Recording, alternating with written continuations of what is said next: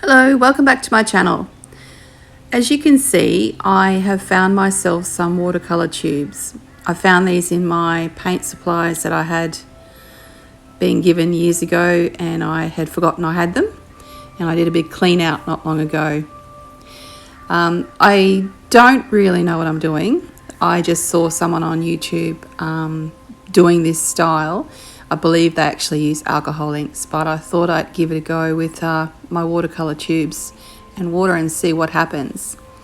As you can see, this one here goes a little bit muddy, but I really like the effect that it gives, and I really like watching the paint flow through the water. So this video is a 2-for-1. There are actually 2 paintings in this video, so make sure you stick around and watch both of them.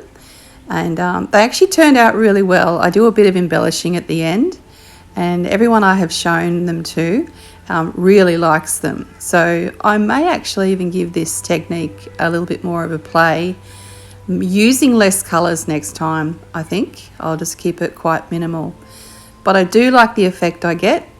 And as some of you know, I'm still only painting with one arm because I have a fractured shoulder, so I'm very limited with what I can do at the moment. I hope you enjoy the video. Sit back, relax and enjoy the music, and I'll see you soon.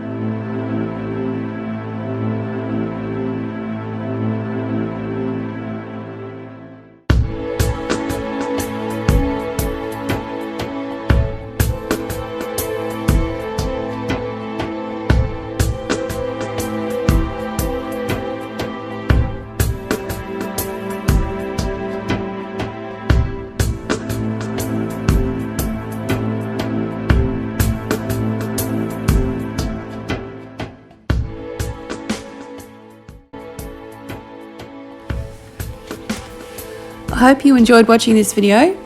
I really enjoyed the process of watching these paintings transform into something completely different. I really like my second painting. I love the effects paint has done in the background.